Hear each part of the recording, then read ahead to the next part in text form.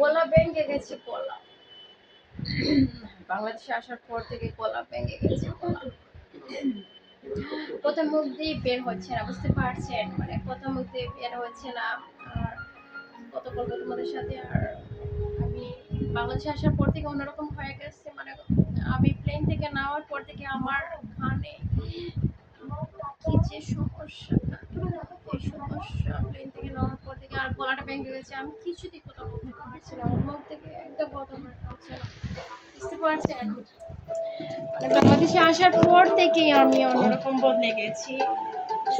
আমি তো আসলে বাংলাদেশে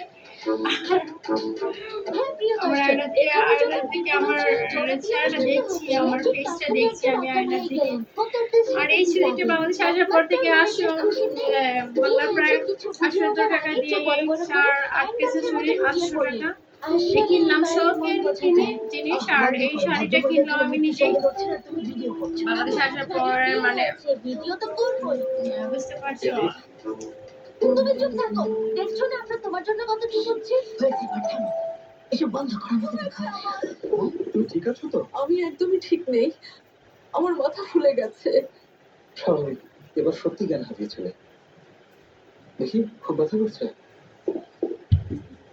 কমিশনার সাহেব দেখুন, এই ভদ্র মহিলা স্বাভাবিক না, নইলে কি আর পুলিশ বাহিনী নিয়ে কেউ এখানে আসে বলুন? মানে আমি ফিল করছি, আমি অন্যরকম ফিল করছি। মানে কিছুতেই আসলে এখানে অনেক বড় ধরনের একটা ভুল বোঝাবুঝি হয়েছে। কি ধরনের ভুল বোঝাবুঝি বলবেন? এই আমার ব্যাগটা নতুন কিনলাম 1000 টাকা দিয়ে বাংলার, এই নতুন ব্যাগটা,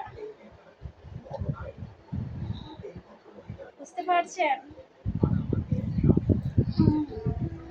আমি জানি আমি নিজেই চেঞ্জ হয়ে যাব, কারণ আমি বাংলাদেশে আমার গলাটা কিছু আজ নিজেই আমি মেহেদি দিলাম আমার হাতে, আর কিছু সাজগোজ করলাম, মেহেদি আমি নিজেই দিয়েছি। বলছিলাম যে আমি আমার স্ত্রী, ছোট বোন আর আমার স্ত্রীর ভাই ওঠান। আসলে আমরা সবাই এখানে একসাথে ছুটি কাটাতে এসেছি আর কিছু না। কত জরুরি কাজ ফেলে রেখে ফালতু কাজের জন্য এখানে এসেছি। এই যে ম্যাডাম, এই পর্যন্ত আর কিছু বলার নেই আমার, বুঝতে পারছেন?